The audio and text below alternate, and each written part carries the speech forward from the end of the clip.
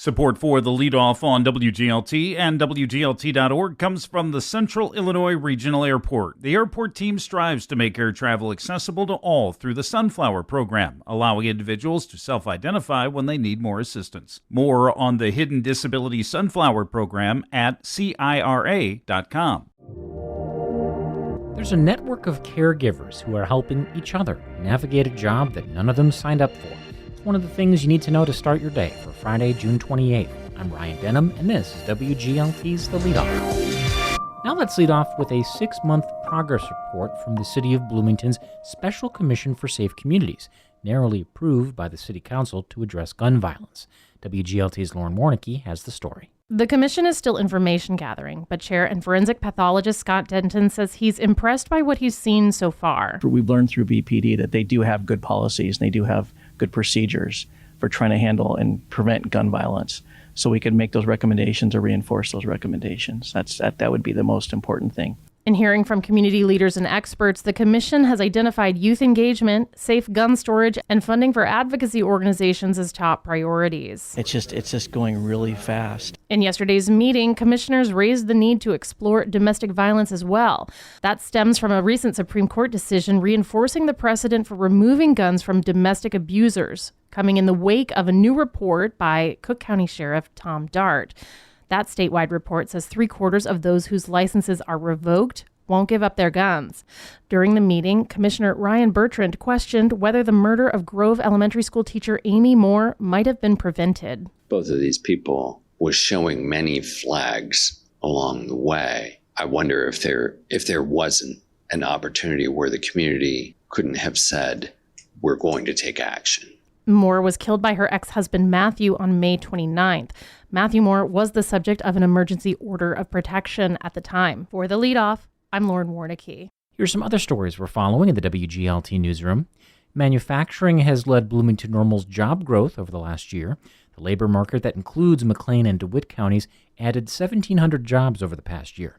It's according to the Illinois Department of Employment Security. A working smoke detector likely made all the difference in the outcome of an accidental cooking fire early yesterday in an apartment on West Vernon Avenue in Normal. Firefighters revived a cat who was caught inside. No one was injured. And former Republican Congressman and Bloomington Normal native Adam Kinzinger says he's endorsing President Joe Biden for 2024. Kinzinger's announcement was posted on Biden's social media. You can find more on these stories at WGLT.org. Caregivers don't always sign up for their roles. Often they're thrust into them when a family member's health deteriorates.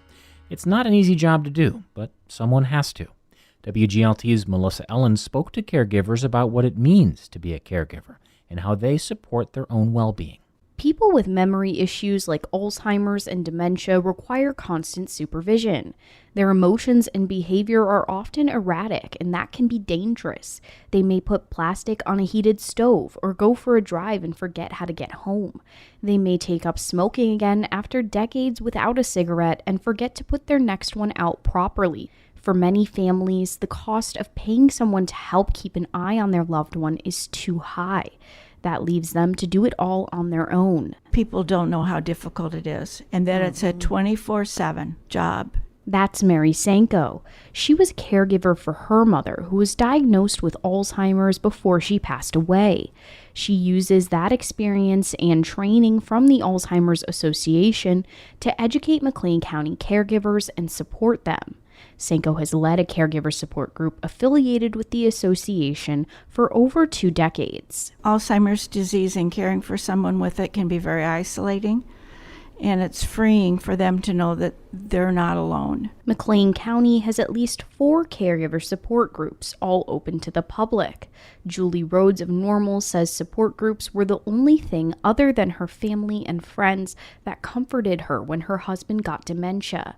She's been attending her group for over a year. We're like a big family. We're there for each other. When one of us is crying in the hallway, another one will come up. Rhodes says the group goes beyond just emotional comfort. She has learned much of what she knows about dementia from other caregivers or resources they've recommended at meetings. Lisa Graff attends the support group Mary Sanko co-leads for the Alzheimer's Association.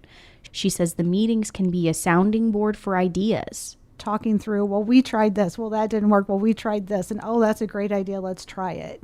Angie Raymer is the McLean County Family Caregiver Advisor with the Community Care Systems in Bloomington. She leads one of the support groups in town and broadly defines caregiver as anyone looking after someone who is not their child. Raymer says not enough people identify themselves as caregivers, so it's become a part of her job to help them make that discovery. I have people that come to the support group meeting that say, oh, my daughter told me to come here. I don't really think I need it. I don't really think I'm a caregiver. It's just me and my husband. And I'm like, okay, well, who does the cleaning? And they're like, I do. Who does the shopping? I do. Who does the bathing? Raymer says the support groups are important for caregivers to attend, not just because of the educational aspects, but because they help her get caregivers what they might need. Her organization has funding available to get supplies that will alleviate some of the stress associated with caregiving. She's used it to buy activities that are known to help stimulate people with memory loss, such as coloring books. She's also spent money on cameras so that people can watch their loved ones remotely while they run to the store or attend a support group meeting. Lee Anderson attends multiple support groups, including the one led by Raymer. She says that the groups have been what she's found most helpful in her journey as a caregiver. Her husband is at Sugar Creek Alzheimer's Unit. I really think support groups are vitally important. Anderson got what she calls her caregiver Bible at one of her first meetings she attended. It's a stapled paper packet with information about Alzheimer's and dementia, and how to take care of someone with either disease. One page has handwritten notes from another caregiver she met. She's held on to it for 1.5 years, making copies where needed so she can pass it on to other caregivers. It's one of the ways McLean County's Caregiver Support Network continues to grow. I'm Melissa Ellen. Support for WGLT mental health coverage comes from Report for America and Chestnut Health Systems, caring for the community's physical and mental health and celebrating 50 years of service. And before we let you go, the Town of Normal's Make Music Normal Festival is today and tomorrow in Uptown. Come and visit the WGLT staff at our tent, which will be near the WGLT stage on Broadway. And that's it for today. I'm Ryan Dow. The show is produced by Lou Warner. You can subscribe to the Leadoff on the NPR app or wherever you get your podcasts.